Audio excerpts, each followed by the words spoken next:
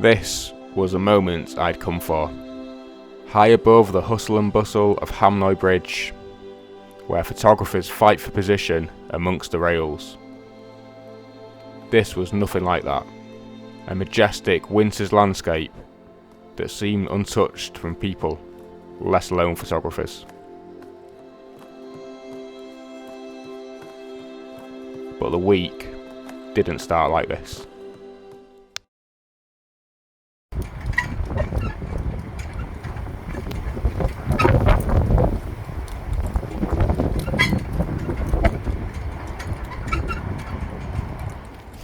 After a day and a half of travelling, we've finally made it to the Lofoten Islands, and it's absolutely breathtaking here. Really is stunning. So what is it? 8 hours of driving and around similar hours of flying. And we're near a busy highway actually, so there's going to be a lot of traffic coming and going. But yeah, I thought I'd bring you up to date. We're in this amazing location. Right there.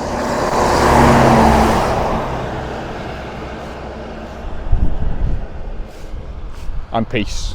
Yeah, we're at this amazing location. It's actually thawing out. The next 4 or 5 days it's going to be a bit of a thaw in Lofoten, as it's on the western side of Norway, northwest, and there's a lot of mild air coming through. End of the week, we're here for 6 days. The end of the week it's going colder, so but yeah, I hope you enjoy this journey. It's going to be a lot about the where we're going. It's all about the photography, but I'll show you the area, and yeah, more kind of like a travel video. Should be good. So, the week started mild, mainly due to climate change, but also Lofoten's geographical position on the map. The warm air from the Gulf Stream pushes right through the Atlantic up into the Norwegian Sea, and with the Lofoten Islands being an archipelago of 5 plus 2 small islands that jut out into the Norwegian Sea, the warm air hits, even in the winter. So at the start of the week we were coastal bound, but coastal bound to some of the best beaches in the world. Hawkland Strand, Uttercleave and Ramberg were a pleasure to photograph, even in these wet and windy conditions. But we are used to them, we get them a lot in Britain, so we got on with it, and we got some pretty nice shots. I'll show you them now, before it turned colder.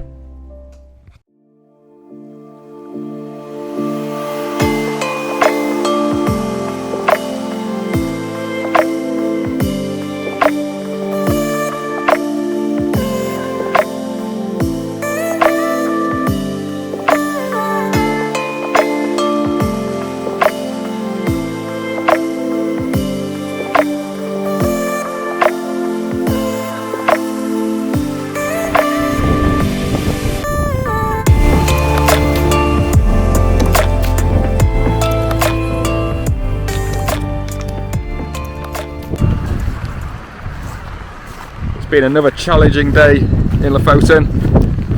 We've come into Sakrisøy, which is a stunning island in between Reine and Hamnoy, and we're just going to take a few images low down looking at the peaks with the nice vibrant orange and red huts. You've probably seen them before, but we're struggling to get to any vantage point because of the weather. It's so harsh, but yeah, still it looks really, really incredible in these conditions. Real contrast with the colours. Everyone knows in my channel that I do like my hiking, and that's what I've come here for. So I see these kind of locations as a plan B to get when I can't get my get to the vantage points. This is brutal.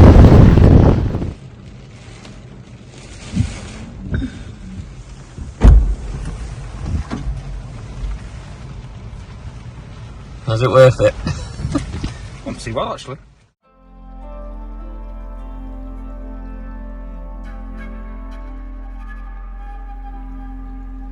Even in the poor weather, we still explored. 2 beautiful lakes above Solvagen, a small fishing village on the southwest tip of the Lofoten Islands. The beauty of snow is that it strips the landscape to its bare minimum. It creates images of shapes, patterns and beautiful textures. Unfortunately, the freeze-thaw conditions had created something completely different. A patchy, complex landscape that we struggle to make sense of. Anyway, as the poor conditions continued, you could argue the weather outside was frightful. But the food inside, well, that was also frightful. So we just got back, and it's 5 of us, so we're all going to cook a meal. I've already done mine. Sausage bolognese. Lovely. Anyway, Adam's turn today. And then Luke, Mike and Mark are going to do one as well. Just see what he's making here. Food. Bit of, is it tikka? Chicken tikka. Chicken tikka. Homemade chicken tikka. Homemade chicken tikka. Not at home. Food poisoning tomorrow. Can't wait. But yeah, it should be lovely. Nice little house we're staying in as well. So yeah.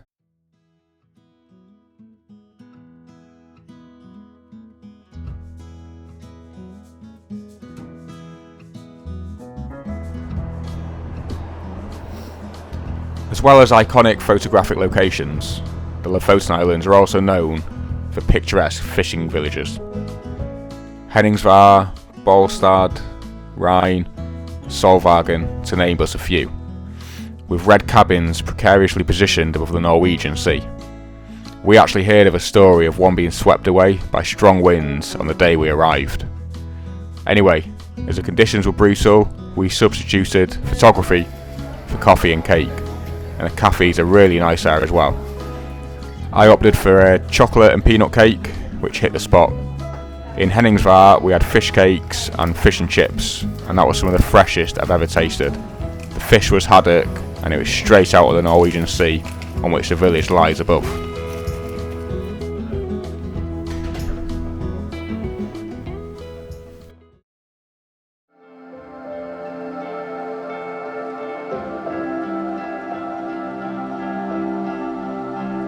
A change was in the air. A change in wind direction brought a change in mindset. Winter was coming. Finally. Welcome to the second half. Sound like a football commentator there. But this is going to be the better half. Definitely the better half, because we've got amazing winter conditions have come in today. So Friday, Saturday, Sunday, we should have full-on winter conditions in Lofoten. We've just come to a beach, Hawklandstranda, just above Leknes, and it's a white beach. There's a lot of snow on it, and it's just the landscape's changed in a matter of 4 hours. There was not a bit of snow when we woke up, but it's here, and I've took a few images, minimal shots of the kind of the streams leading out to the sea, but there's white either side, so it's nice and minimal in this area. Apologise about the condensation, it's quite cold and it's getting into this DJI, but it is rather breathtaking here. The lads are just getting some images too. It should be a better second half anyway, a much better second half.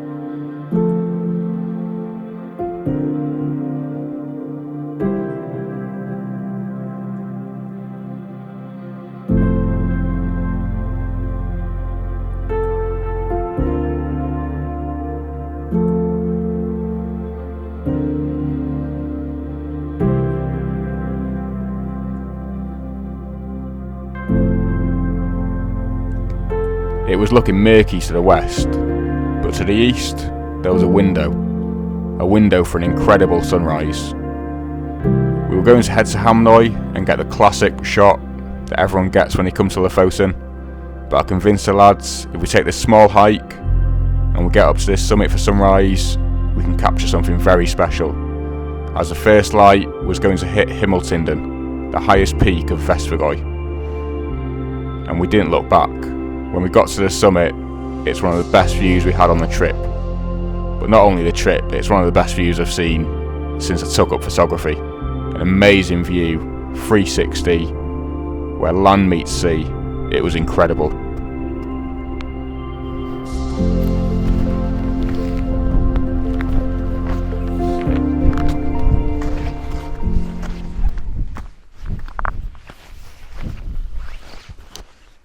Just had the most incredible light show then.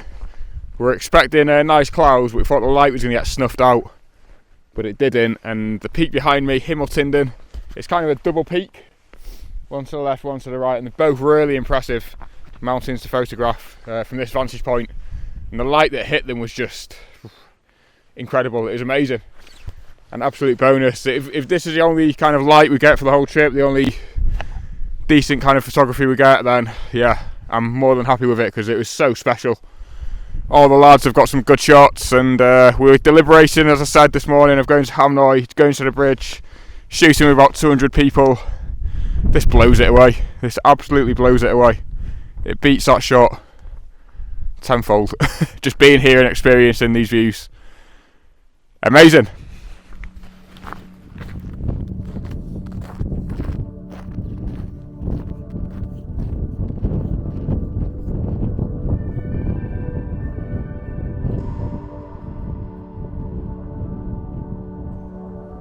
We had 5 minutes of amazing light, but with only having 5 minutes, I had to focus on the photography and I couldn't vlog what I got.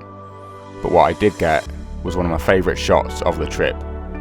Beautiful pink light and a nice foreground. It complemented Himmeltinden really nicely. I hope you enjoy it.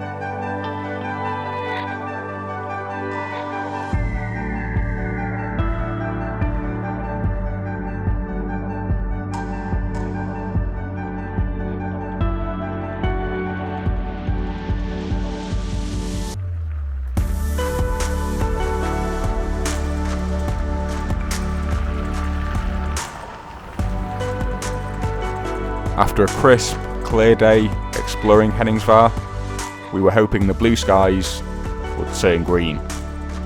The day before, even though it is clear, the Aurora forecast was pretty poor, so we opted to stay in. That was a big mistake, as it kicked off and we seen images on social media from the night. We had one more chance to capture the amazing display, and we were very lucky, as this is what we got when we arrived at the beach.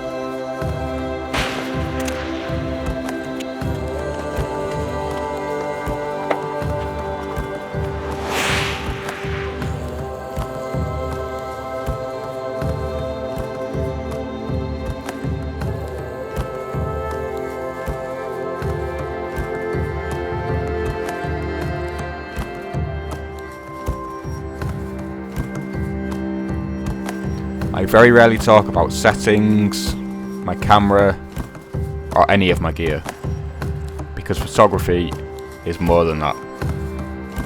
It's about being in nature and exploring places you've not been before. It's about engulfing yourself in the elements. It's about creating your own path to find something truly unique.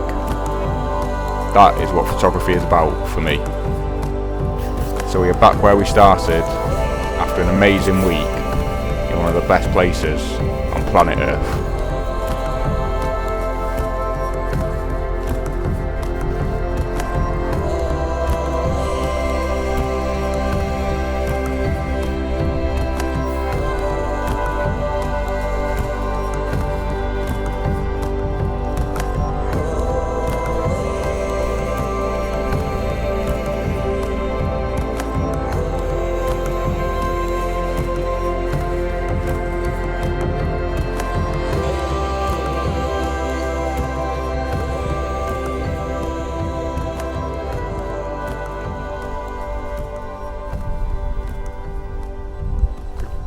Tinder's just starting to clear now. I can see the two twin peaks as well starting to clear. The light's about to hit it, I think, and it really is amazing. I'm going into panic mode now. I want to try and get the image. Got a couple of rocks kind of leading in into the scene. Problem is I've got my footprints in the shot. Should know better. Try and avoid standing where you're going to shoot, but it's one of them, innit? A mountain's there to be walked on. This is pretty breathtaking. I hope you enjoy the images anyway. I'm going to try and focus on my photography and see what I can get. So here it is. My final image from an amazing trip in the Lofoten Islands. An image that depicts the ever-changing weather and jagged peaks that the islands have to offer. A trip with good friends and good memories, and a place I'll definitely return to. I hope you've enjoyed the video.